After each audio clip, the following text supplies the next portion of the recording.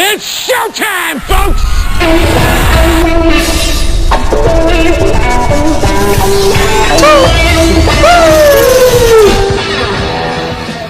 Wrestling fans, I am here. Periscope, YouTube. I'm here talking about Impact Wrestling, Impact on Pop, the latest episode. This is a pretty decent episode. I'm about to get right on into it. You can find me on Periscope at 2SweetPod. That's at the number 2, Sweet P-O-D. You can also find me on YouTube at OMG Corey B. So, let's get right on into this. Let's not waste any more time. Leave a like, leave a follow, whatever you want to do. Feel free to follow, feel free to like, leave comments. I'll respond to anything. So, we're going to get right on into this. We started off with Eddie Edwards. And Eddie Edwards, one of them, a piece of Austin Aries and Killer Cross. I got to say that Eddie Edwards, this got to be one of the first times he's talked in a good little minute. The less that Eddie Edwards talks, the better. And when I say talk, I mean like a very extended promo.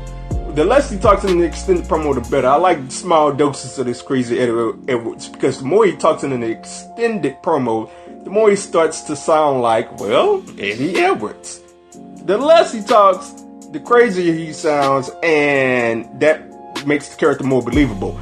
But looking at this segment, he got Killer Cross, he got Austin Aries, and they put a sick combination submission on him. Moose made the save, and that made sense because Moose is like the only friend that Eddie Edwards has left, and Moose wants to get him a piece of Austin Aries. So I'm looking forward to that match next week. I thought the segment was decent. It was strange because Impact has been starting off their shows with matches lately. So I seen a talking segment coming. It was like, whoa, well, that's different.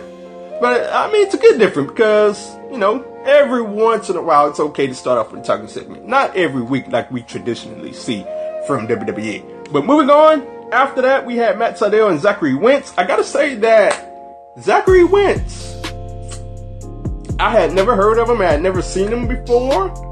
But, I gotta say, I watched this match, and the kid has potential, and I hope he sticks around. I had never knew that he was in a tag team with Desmond Xavier. I have to look that up on YouTube. That's the glory of social media these days. You can just go and look up matches. Go look up these guys. I'm going to go and look that up eventually. But I think he shined real good in this match. Matt Sydal, he got in some offense. The match didn't go very long, 5 minutes, so how much could you get in? But they did a good job of showcasing him and a good job of having Matt Sydal get the win. I'm interested to see where they're going with Matt Sydal, this storyline. I'm not quite sure where they're going after this. We'll see what happens. So, moving on, we had Dakota Lee with Eli Drake.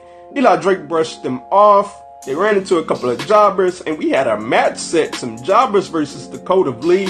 I was very worried, and I'll get into that later. So, moving on, we had Brian Cage cutting the pre-tape promo, and these things were fantastically for Brock Lesnar. Always the bruising big guy.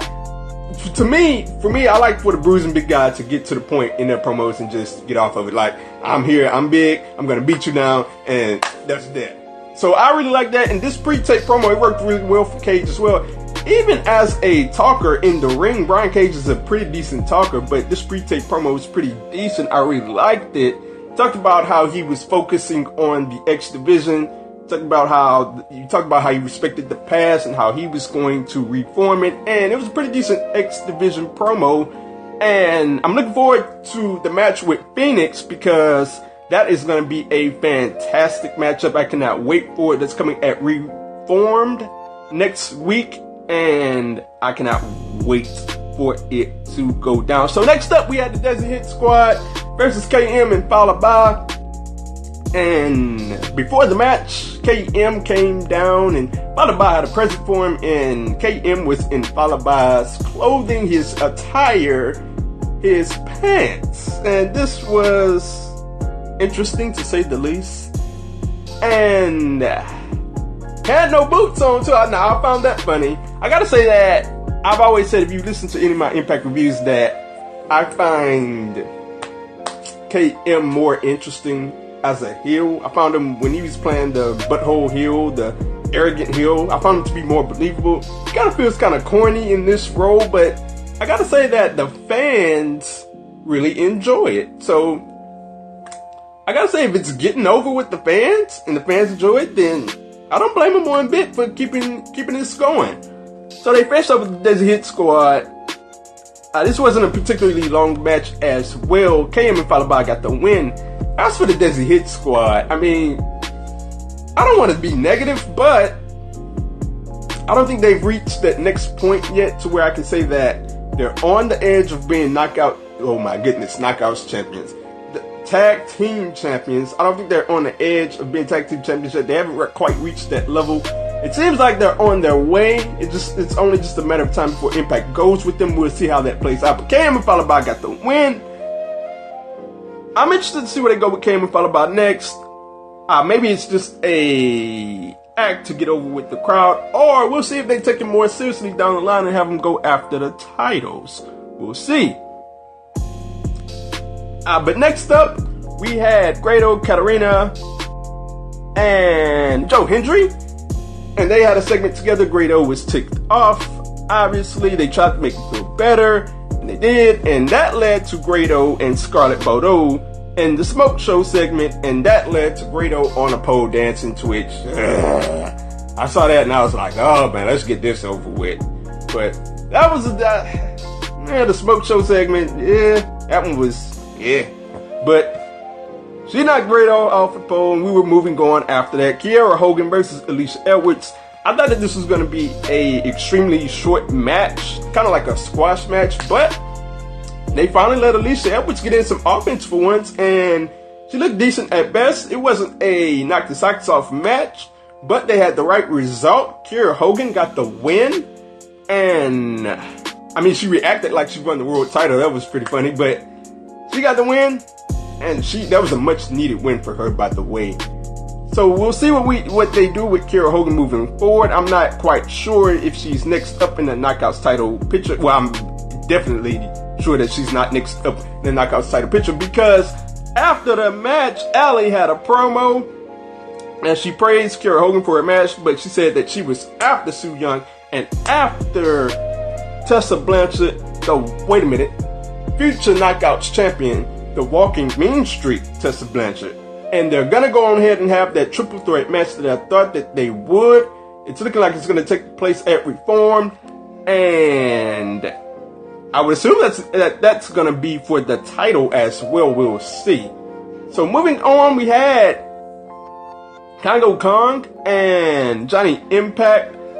Johnny Impact was at this cabana party, and a bunch of people, and Congo Kong came out of nowhere, and we had a fight break out right then and there. It was kind of awkward because it's like some of the people that were there, they were selling the fight or whatnot, and some of the people that there was just sitting down and like acting like nothing was going on, and like they wasn't selling it, and it was just kind of a weird thing. It ended funny though. Congo Kong came rushing at Johnny Impact, went flying into the pool. I bursted out a huge laugh when Congo Kong went flying into that pool. I found it pretty funny.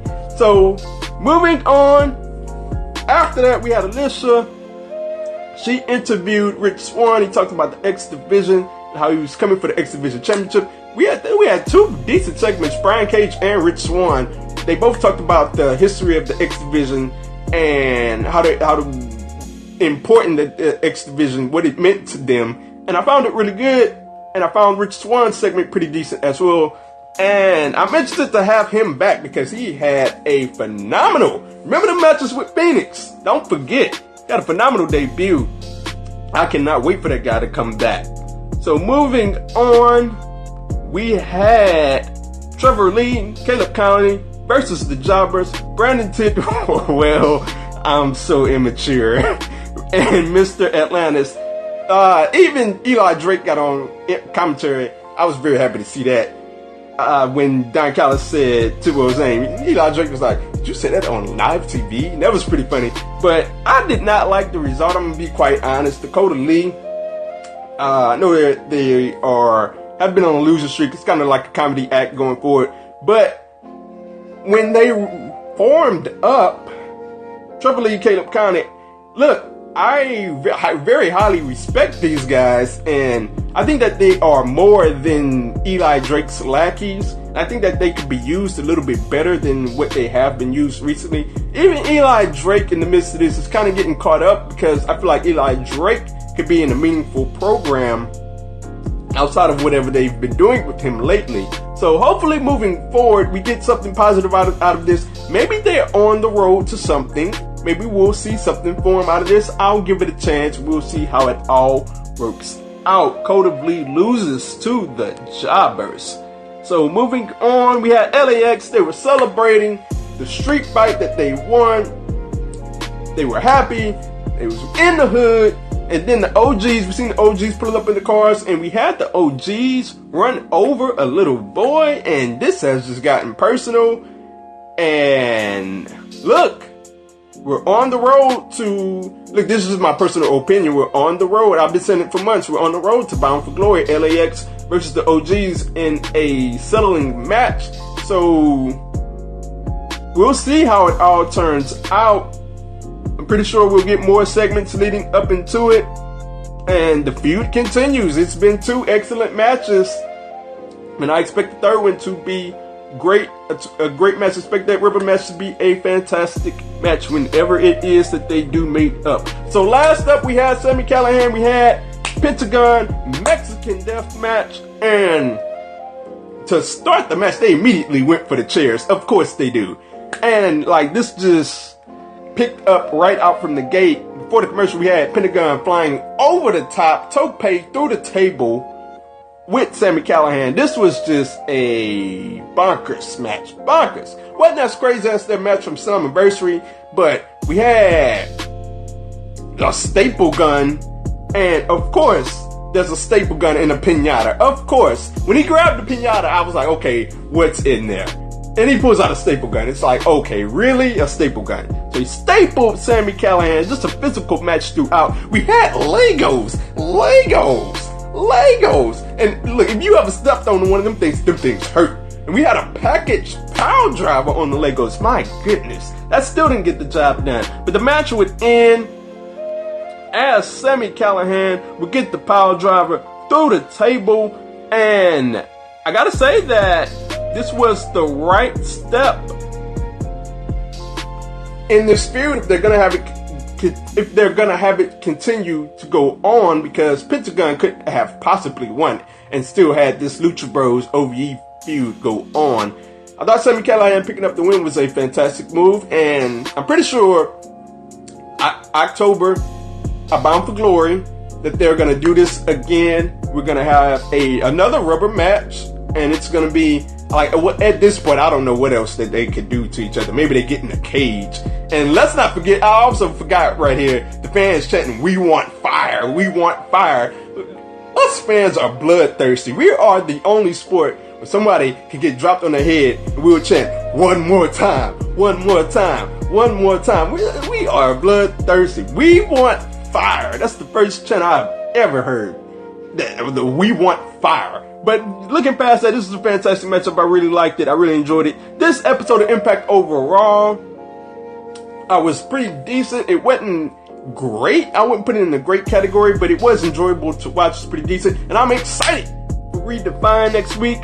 We have some fantastic matchups slated to go. Cage versus Phoenix. And many more matches after that. I cannot wait. Petey Williams, Rich Swann. It's going to be a fantastic affair. Aries, Killer Cross, Moose, Eddie Edwards. Gonna be a fantastic show, and I cannot wait to get it going. If you have any comments, leave them down below. I will respond. Periscope, if you have any comments, leave them. Hit that like button, and always come back for more. I'm gonna be doing the podcast later on today. I gotta think about changing my podcast for another day, because Impact Wrestling Reviews and podcasts tend to wear me out. But I will be doing the podcast later on today, so stay tuned. I'm out!